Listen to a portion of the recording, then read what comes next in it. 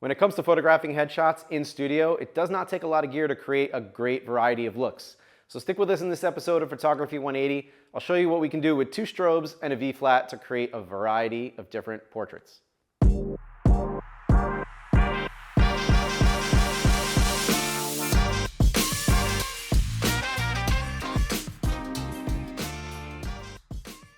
All right, welcome back to the series, everyone. This episode is all about headshots, how we can get a lot of different looks out of just kind of minimal equipment. 2 lights and a V-flat at our disposal. So I went ahead, I had pre-shot a lot of these different setups, but I want to walk you through, placement and that sort of thing.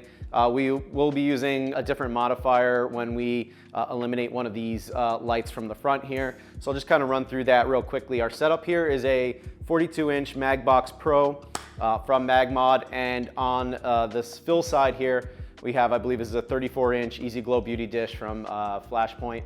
And attached is a 400 Pro from Flashpoint and a 600 as well from Flashpoint. We're shooting against a Savage Seamless gray backdrop, very plain, but using this combination of these 2 lights as well as this V-flat here, we're going to be able to create a lot of different looks without doing a whole lot of moving around, not a lot of effort involved here. So if you're working on a time crunch with a client, you can still give them a ton of variety in a short window of time. We do this all the time with our single image clients. We're under 15 minutes, we're giving them 3 or 4 different looks to choose from, which is important. So for starters, the first look that we went with was utilizing both of these lights in front, the 42 and the 34. This is our key light. It's at a slightly higher power. This one's acting more as just a subtle fill, just to kind of even things out a little bit, not give us too deep of a shadow on one side. And there's no light on the background. So very simple, very straightforward. It's a clean look and one that works very easily. You can pull this off without, you could still achieve that gray look. If you had a white backdrop back there, it's just gonna fall into gray since we're not adding light, but we are starting with a lighter gray, so I think the result we're gonna get is a little bit more on the darker side. So that's look number 1. I'm gonna show you the image we created using this setup here.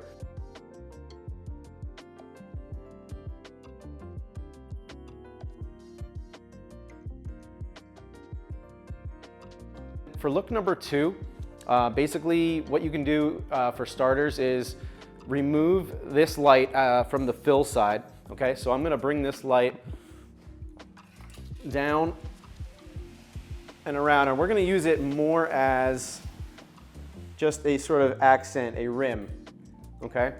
And this is assuming our subject is facing still towards our key light here. And what that's gonna do is it's gonna kind of outline us a little bit, give us a little bit of highlight on the what would be the shadow side of the face. So we're still gonna get a lot more deeper shadows here because we only got this one light coming from this direction. But we will also get a nice little rim or a kicker. And you have to be careful with the placement of that light because you do not want it to be too far in front and start wrapping around and hitting the nose or the cheek in areas that you don't want. So it is kind of important. In this case, I tend to have my clients facing a little bit more towards this key light with their chest, and then keeping this light directly behind them so there is no wrap to the front. So you'll see that look that we created there.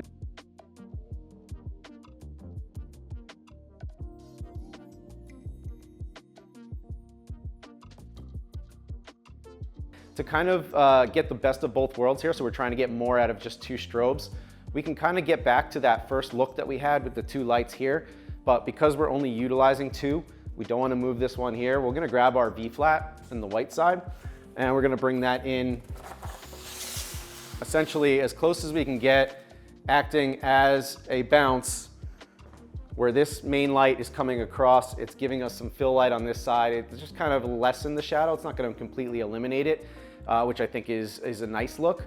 Too deep of a shadow might create a look that's a little too harsh for your client's needs, so just keep them in the loop as you're shooting. But this light hitting here, giving us a soft bounce while also getting that rim at the same time. It's kind of giving us a look of a 3-light setup, if you will, while only utilizing those 2 lights.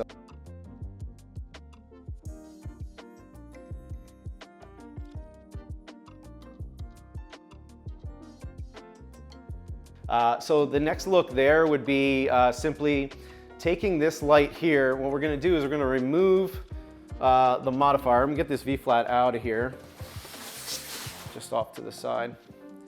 So I'm gonna take, well, I'll leave this, so let's take this light out of the picture. Power that down, move it out of the way. And on this other light stand, just for the purposes of the video, I have another 600 here. This one doesn't have a battery attached at the moment, but I'm just gonna run through to show you exactly. We're gonna be utilizing, on the light here is the Reflector XL from MagMod. And what that allows us to do, it is giving us that little bit of a reflector. And what I wanna do is I wanna focus that light on our background. So I'm putting a 20-degree grid onto that light, and then also our MagSphere XL. And we're gonna bring that here towards our backdrop.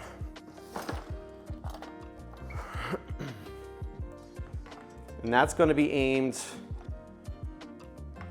directly behind our subject. And what we're looking to do there is basically create a little bit of an accent, a little bit of a glow to kind of make our subjects pop against the darker background. You want to be very subtle with the power there. We're just looking to create like a gradation, a nice seamless kind of, you know, highlight to darker background. And I think it just makes them pop a little bit from the background. It's a different look. So that's going to be the same situation here where we can shoot this with the key light coming from this direction and this light hitting the background. If we leave it as is, we're gonna get a darker shadow side here, a really deep shadow side. So again, our option would be to bring back in that V-flat so you can bounce the light back in, get a nice little fill light. Again, it's like taking advantage of a third light, if you will. You can do this with a regular reflector if you have a means of keeping it up, perhaps clamping it to another light stand or whatever that might be. But for this purposes, a V-flat works great. If you have the space to do it, you can utilize a white wall that might be nearby instead. But this will also give you another extra option to consider for your headshots.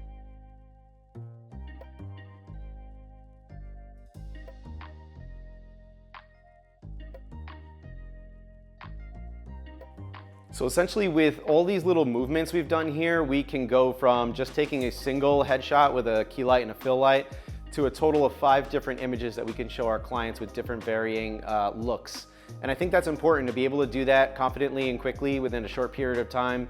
I think that instills confidence in your subject as you're talking them through each of the setups and giving them different options. I think they appreciate that. And it could lead to additional sales as maybe your package includes only one edit. They fall in love with 2 or 3 different edits. Next thing you know, you're upgrading their package. And it's a great way to earn extra income and also provide your clients with more variety. So, you know, here's all the final images that we took from all the different setups. Comment down below, let us know if there's a favorite look that jumps out to you, or if you have any questions about any of the setups here. I'd be happy to answer those questions for you. Hope this episode's been helpful, and I look forward to seeing everyone again next week on Photography 180.